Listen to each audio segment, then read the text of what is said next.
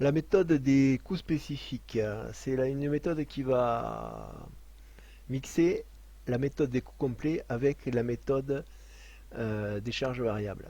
Donc deux cours qu'on a déjà vus dans l'année. Alors, en rappel, nous avons mis en évidence qu'il existe différents types de coûts. Donc dans la méthode des coûts complets, on a les charges directes. Donc la définition est que ce sont des charges qu'on peut directement affecter à un seul coût. Par contre, les charges indirectes, ce sont des charges qui sont pas affectées à un coût et donc il faut passer par le tableau de répartition des charges indirectes pour retrouver comment l'affecter. Dans la méthode des coûts partiels, charge variable, charge fixe, une charge variable, c'est une charge qui varie proportionnellement avec l'activité de l'entreprise, alors qu'une charge fixe, c'est une charge qui ne varie pas pour une structure donnée. Par exemple, pour 1000 articles, on va avoir toujours la même charge fixe. Et après, pour produire 2000 articles, il faudra une autre machine dont les charges fixes vont augmenter. On peut croiser ces deux types de charges. Donc on va croiser les charges directes, charges indirectes en colonne, charges variables, charges fixes en ligne. Et on peut mixer les deux définitions. Pour les charges variables, ça va être des charges proportionnelles à l'activité qui vont être directement affectées à un seul coût. Charges indirectes, des proportionnelles à l'activité mais qui concernent plusieurs coûts. Charges fixes directes,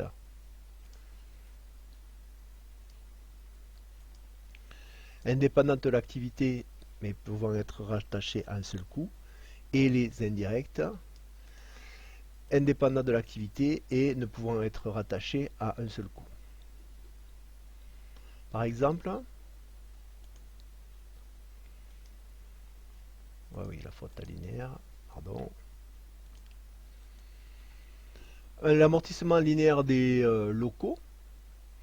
Un amortissement linéaire, c'est une charge directe, puisque chaque année, je vais avoir la même somme qui va être affectée aux amortissements.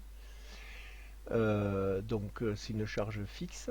Les locaux ils vont servir à produire à la fois le A et le B, donc on ne peut pas distinguer ce qui va pour le produit A du produit B, donc ce sont des fixes indirects.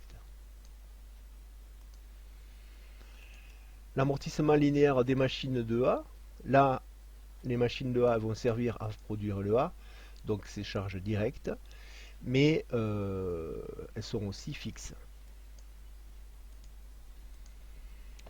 Consommation d'électricité des machines de A et de B. Consommation d'électricité, c'est une charge variable parce que si l'entreprise ferme au mois d'août, on n'aura pas de consommation d'électricité pour les machines. Par contre, on ne sait pas quelle part revient à A et quelle part revient à B, donc c'est indirect. L'assurance des locaux, assurance c'est fixe, on a chaque année la même somme. Par contre, on ne peut pas l'affecter ni à A ni à B, donc c'est fixe indirect. Les matières premières, on sait combien on va consommer pour A et on sait combien on va consommer pour B.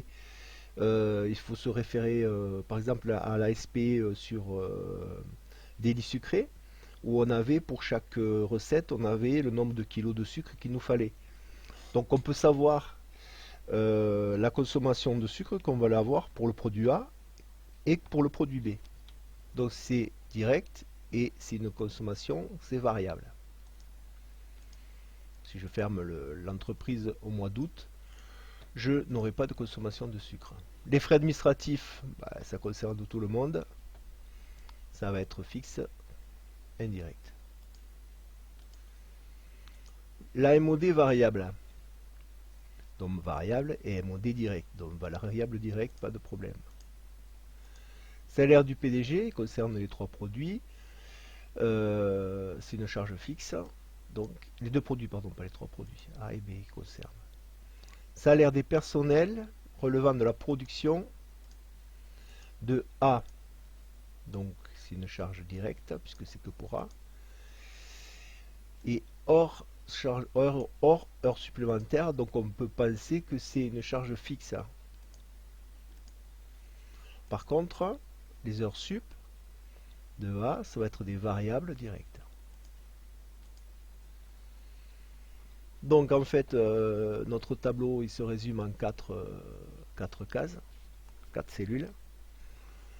Des variables directes, variables indirectes, fixes directes. Donc ceux-là, on va pouvoir directement les attacher à les 3, on va pouvoir les attacher à un produit, tandis que les autres, elles vont être communes à plusieurs produits.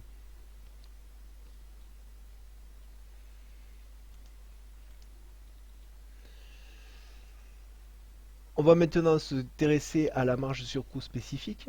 Donc on reprend le tableau des charges variables, comme on avait fait, coût variable, là on a la marge sur coût variable. On va rajouter le coût spécifique. Dans les coûts spécifiques, on va mettre les charges fixes directes. Donc ça va être une étape supplémentaire par rapport au tableau du coût variable. Et enfin, on aura le coût complet avec à la fin les charges communes. Cela nous donne un tableau comme ça. Donc MCV, là on connaît, jusque-là on connaît. Après, on rajoute les charges spécifiques ou charges fixes directes. Les charges communes qui vont être communes à A et B, c'est pour ça qu'on n'a plus qu'une seule colonne. Et un résultat qui est commun à une seule colonne.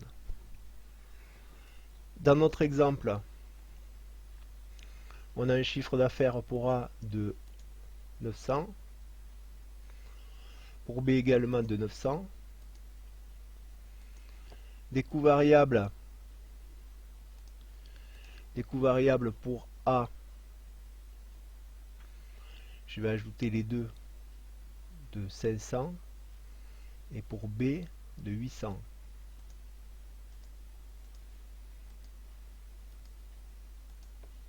Ce qui nous donne une marge sur coût variable 900 moins 500 de 400. Par contre pour B elle est plus faible puisqu'elle va être que de 100. Donc j'ai fait les charges variables. Ce qui m'intéresse maintenant c'est les charges fixes. Les charges fixes directes, je peux les associer soit à A, soit à B. J'en ai 100 pour A, 150 pour B. Je peux calculer maintenant la marge sur coût variable spécifique après avoir calculé la marge sur coût variable. Vous voyez que là j'ai une deuxième étape. Donc 400 moins 100, 300. 100 moins 150, je deviens négatif. Les charges communes, charges fixes et indirectes, je peux ni les affecter ni à A ni à B. Et donc mon résultat c'est 300 moins 50, ça fait 250, moins 150, on obtient un résultat de 100. En commentaire, on peut voir que j'ai intérêt à arrêter le produit B car sa marge sur coût spécifique est négative. Donc je peux éliminer toutes les charges de B, mon résultat va s'améliorer. Donc si je ne garde que le produit A, qu'est-ce qui va me rester? Il va me rester les 900.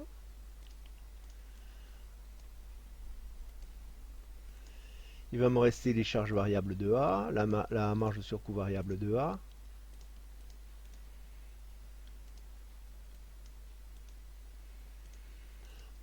Les charges spécifiques de A aussi, qui étaient de 100.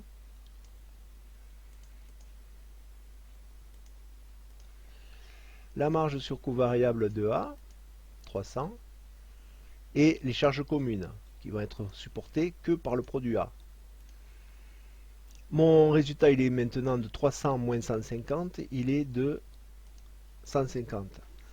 Ce qui fait que j'ai, grâce à l'élimination du produit B, augmenté mon résultat. Alors que mes marges sur coût variable pour les deux étaient positives. Donc à ce moment-là, je ne peux pas trancher. Avec les charges spécifiques, je peux trancher et éliminer un produit.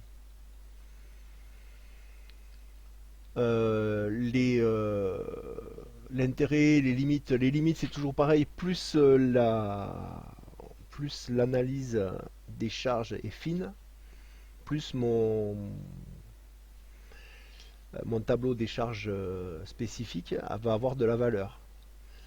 Moins je saurai que j'ai une charge fixe directe et une charge variable indirecte, plus ça sera compliqué de tirer un enseignement de mon tableau de coûts spécifiques. Maintenant, vous pouvez attaquer les exercices.